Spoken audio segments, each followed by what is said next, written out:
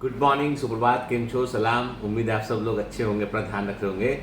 आज जो है ऐसा तुमने सुना ना कि कभी कभी ऐसी वो अपन सुनते थे छोटे थे की कहानियाँ की पूर्णिमा की रात होगी, आधी आधी रात होगी और फिर चांद जब चमक रहा होगा, लाल रंग का चांद होगा, तो जो है वो अरे वैम्पायर स्टोरीज वैसी वाली कहानियाँ।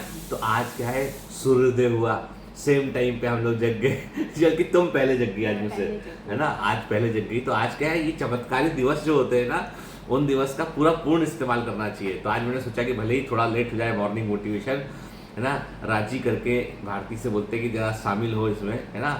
धन्यवाद सबकी तरफ से कि आप शामिल हुए इसमें ठीक है।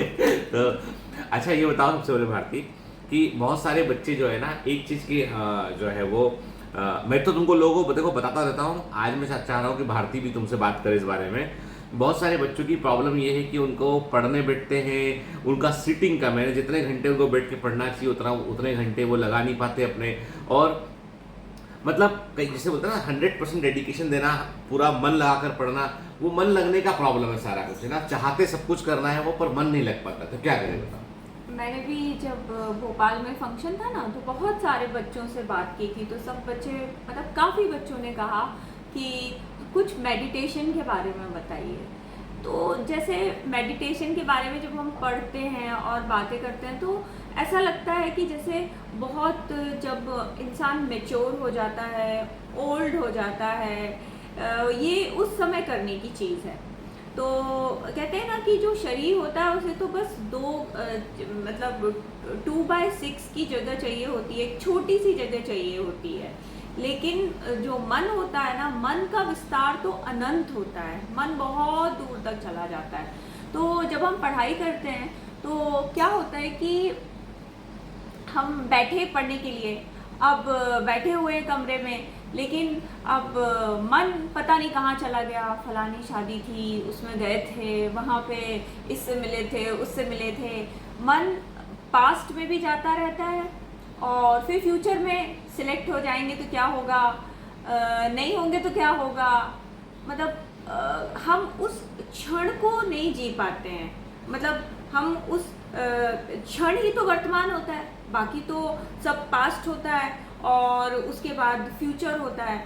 हमारी प्रॉब्लम ये होती है कि हम जो वर्तमान है ना, उसको जी नहीं पाते हैं। कहते हैं कि जो फ्यूचर होता है ना, बहुत लोग पंडितों के पास जाते हैं, बहुत सारे पीर बाबा लोगों के पास जाते हैं, कुंडली भी दिखाते हैं और वो सोचते हैं कि ये हमें फ्यूचर बताएंगे, हमारा भविष्य बताएंगे।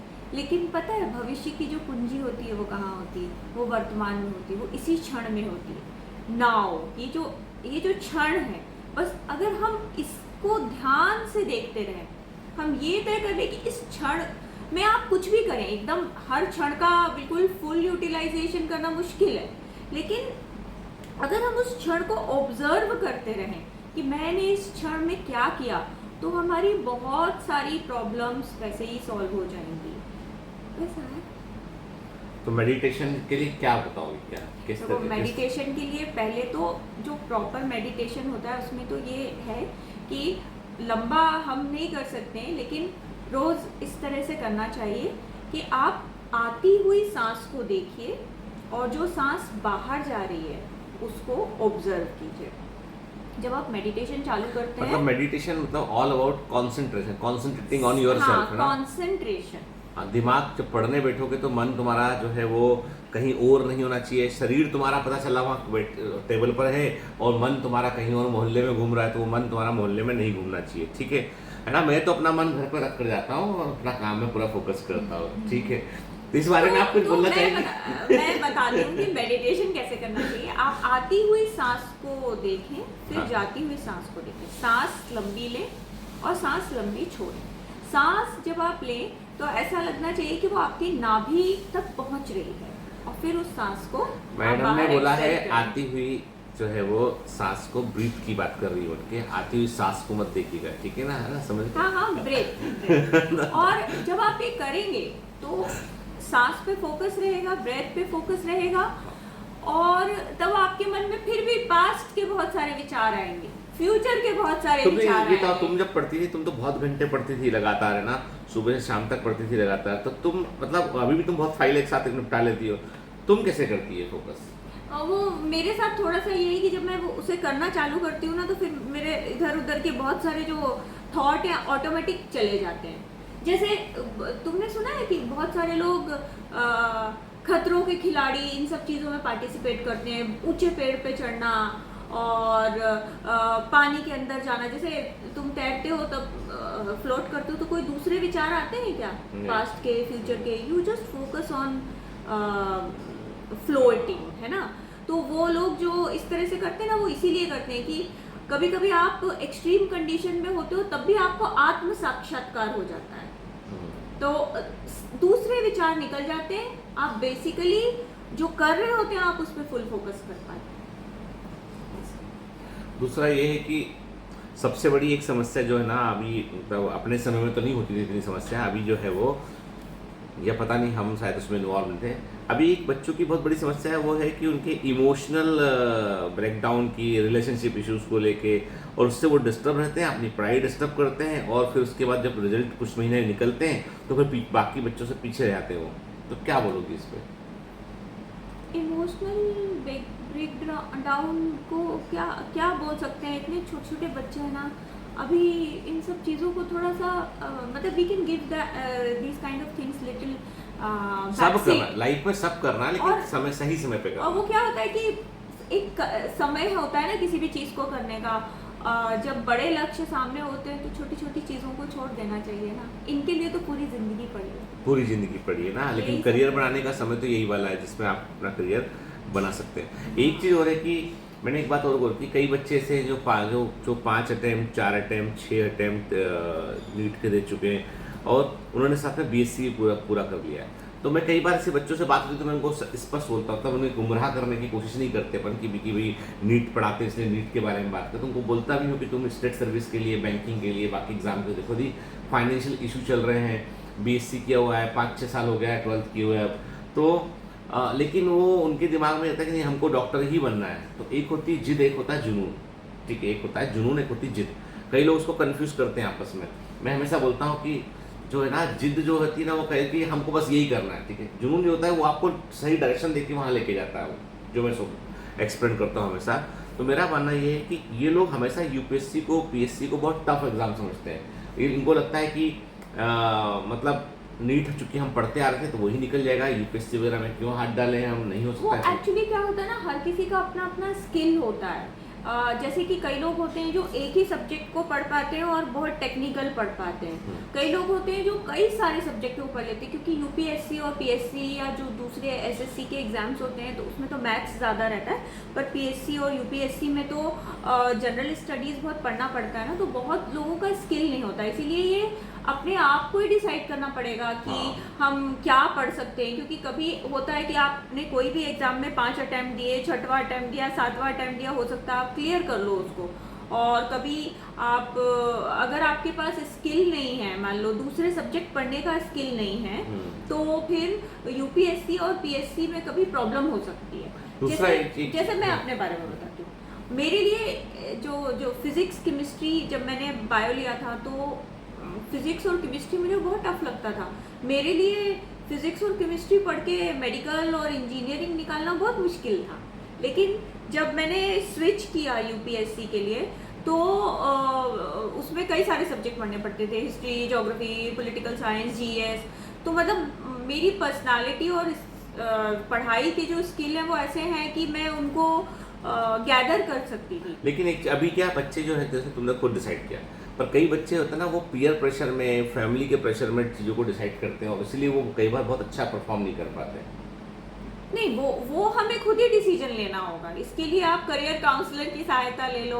और जैसे बोलते हैं ना, हमारे जो फिंगरप्रिंट होते हैं वो यूनिक होते हैं, हम अकेले ही हैं। भले दुनिया में 700 करोड़ पॉपुलेशन है, लेकिन हमारे ये जो फिंगरप्रिंट है ये यूनिक है। तो हम यूनिक हैं। तो हमारे क्या इंटरेस्ट हैं, हमारे लिए क्या सही है, क्या गलत है, हम क्या कर सकते हैं, ये यूनिक है। दूसरे की जर्नी है, आप उस जर्नी को अपनी लाइफ के ऊपर इम्प्लीमेंट नहीं कर सकते। क्या हम लोग ऐसा नहीं करना चाहिए कि हम लोगों से जो एनजीओ हम लोग का, उसमें उसके थ्रू हमको करियर काउंसलिंग की फैसिलिटी भी आगे चल के चालू करना चाहिए। हाँ हाँ, वो तो बहुत ज़रूरी है, और स्पेशली जैसे क्योंकि बच्चों को पता, कई बार उनको पता नहीं चलता, ऑप्शंस ही नहीं पता है। जैसे किसी छोटी जगह में रह रहे हो आप, तुमको सिर्फ पता है मेडिकल में जाना है, आईआईटी में जाना है। अब हर बच्चा तो एमबीबीएस में नहीं जा सकता, सीटें जितनी हैं, जितने बच्चे हाँ। बैठ रहे हैं, 20 लाख बच्चे बैठ रहे हैं, तो फिर उसके बाद एमबीबीएस में भी जो है प्राइवेट कॉलेज बहुत ज़्यादा महंगे हैं। और नए गवर्नमेंट कॉलेज जो है, इनफैक्ट गवर्नमेंट कॉलेज की फीस भी बढ़ गई है, और नए गवर्नमेंट कॉलेज एकदम सुविधालय से हो चुके हैं। तो मतलब जो जेन्युइन सीटें हैं वो तो काफ़ी कम है।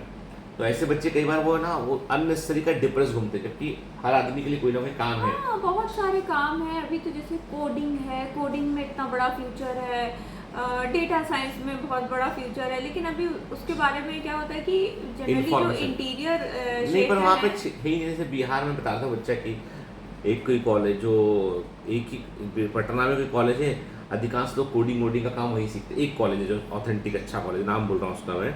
तो पूरे एरिया में जो है जो दूसरे स्टेट, आप महाराष्ट्र छोड़ दो तो बाकी जगह पे वो भी आप बड़े शहर को छोड़ दो, तो है नहीं फैसिलिटी एक्चुअली। हाँ, फिर उसका तो फिर यही तरीका है कि फिर आपको सिटी चेंज करना पड़ेगी, उस वो भी शहर इतना में आसान आना काम पड़ेगा। नहीं। वो भी इतना आसान नहीं है, कई लेकिन बच्चे ऐसे किया भी जा सकता कई है। ऐसे बच्चे पढ़ रहे हैं अपने पास में, जो फैमिली की आर्थिक हेल्प करने के लिए कुछ घंटे काम करते हैं, बाकी पढ़ते हैं। तो ऐसे बच्चों को क्या सलाह देना चाहोगे, ताकि वो अपने लक्ष्य से ना भटके, अचीव कर सके समय पे? क्योंकि वो अभी वो जो काम कर रहे हैं उस काम को करते रहेंगे तो ग्रोथ नहीं होगी, यहाँ निकल जाएंगे तो ग्रोथ होगी। तो कैसे मैनेज करें दोनों चीज़ों को? जैसे वो बच्चे क्या कर रहे हैं कि तो पढ़ाते छोटे हैं बच्चों को जाके पढ़ाते हैं, या कोई दुकान पे जब बैठ के काम करते हैं, 4-5 रिसेप्शन के रूप में काम करते हैं बच्चे, है ना? तो ऐसे कई बच्चे। और उसके साथ फिर वो नीट हाँ, के लिए तैयारी प्रिपेयर कर, भी हाँ। करते हैं। तो वो नीट पे फोकस करेंगे तो उनका सिलेक्शन हो जाएगा ना। अब दूसरी बात, सबसे बड़ी बात ये है कि कई बच्चों को ऐसा लगता है कि जो है आ, हम कंसिस्टेंट नहीं रह पाते हैं साल भर। सबके साथ ऐसा होता है, जब हम कॉम्पिटिटिव एग्जाम के लिए प्रिपेयर करते हैं तो साल भर हम कंसिस्टेंट थोड़ी रह सकते हैं। किसी दिन बहुत अच्छी पढ़ाई हो जाती है, कोई एक हफ्ता होता है जिस दिन बहुत अच्छी पढ़ाई हो जाती है, पता चला उसके बाद 2-3 दिन फोकस ही नहीं कर पाए। लेकिन उसको मैक्सिमाइज करने की कोशिश करना चाहिए कि जो अच्छे दिन हैं, जो प्रोडक्टिव डेज हैं, कुछ चीट डेज भी होते हैं जिसमें आप कुछ नहीं पढ़ पाते, ब्लैक डेज होते हैं जिसमें आप कुछ नहीं पढ़ पाते, वो नॉर्मल है, मतलब सबके कॉन्सेप्ट साथ ये, होता हाँ, है। बहुत पते की बात बोली, कुछ चीट डे होते हैं, कुछ ब्लैक डे होते हैं, पर ब्लैक और चीट डे मत रखना, ठीक है? कई जो है वो हाई प्रोडक्टिव डेज भी होते हैं, है ना? उनको हाई प्रोडक्टिव डेज को आपको बढ़ाना है बेसिकली। बढ़ाना, मतलब ओवरऑल रेशियो उसका अधिक होना चाहिए आपके पास में। दूसरा, ऐसा कोई इंसिडेंट जिसने तुम्हारे जीवन पे बहुत गहरा प्रभाव डाला हो? पढ़ाई से रिलेटेड और पढ़ाई से कॉम्पिटिटिव एग्जाम हाँ, के कोई भी जो ऐसे तो बहुत सारे हाँ। इवेंट हैं, बहुत सारी जिंदगी में चीज़ें होती है ना जो पढ़ाई कि- से जुड़ा है, कोई इंसिडेंट बताओ जिससे तुम्हारे कोई। मुझे एक सर थे, तो जब हम लोग मुझे मतलब उनकी बात अभी तक याद है। वो बोलते थे कि ये जो ऑब्जेक्टिव क्वेश्चन होते हैं उनको हमेशा रोज़ प्रैक्टिस करना चाहिए। तो फिर बच्चे उनसे पूछते थे कि सर क्यों, तो देन ही यूज्ड टू से कि जब आप एग्जामिनेशन हॉल में होते हो तो क्या होता है कि 5 क्वेश्चन तो इसलिए गलत हो जाते हैं क्योंकि आप एग्जामिनेशन हॉल के प्रेशर में आ जाते हो। तो आप अगर लगातार एग्जामिनेशन हॉल की फीलिंग लेते रहोगे तो वो आपके 5 क्वेश्चन आते हुए आप गलत नहीं करोगे। तो कॉम्पिटिटिव एग्ज़ाम के लिए वो मुझे बहुत अच्छी ट्रिक लगी। तो मैं मतलब रोज़ ही जब पढ़ाई कर रही थी तो ये बात मैं भी बोलता हूँ, रोज डीपीएस लगाओ, रोज क्वेश्चन सॉल्व करो आपके, क्योंकि हर साल कम 5 तुमने कम बोला, 10 क्वेश्चन बच्चे आते हुए गलत करके आते हैं एग्जामिनेशन हॉल में। लेकिन उसमें फिर ये होता है कि घर में भी करते हैं, फिर ट्यूशन या कोचिंग जहाँ पे भी आप जाते हो वहाँ भी कर सकते हो। फिर उसके बाद बहुत सारे जो इधर उधर दुनिया भर में भी कई सारे कॉम्पिटिटिव एग्जाम होते रहते हैं, उसमें भी चले जाना चाहिए जो सिमिलर नेचर के हैं। नीट का तो एग्जाम एक ही होता है। हाँ, नीट का ये क्या आपको टेस्ट देना चाहिए, टेस्ट डीपीएस ज़्यादा देना चाहिए तो उससे हो जाएगा। बायोमेंटस के बच्चों को कोई मैसेज देना चाहोगे? बायोमेंटोस के बच्चों को यही देना चाहेंगे कि बहुत पढ़ाई कीजिए, बहुत पढ़ाई कीजिए, आप लोग ज़रूर select इनसे उम्मीद होंगे। करते हैं कि ये टॉप 100 के अंदर रैंक लेके आए अच्छे। चलो बेटा ना, फिर मिलते हैं अगले सेशन में। All the best, bye bye.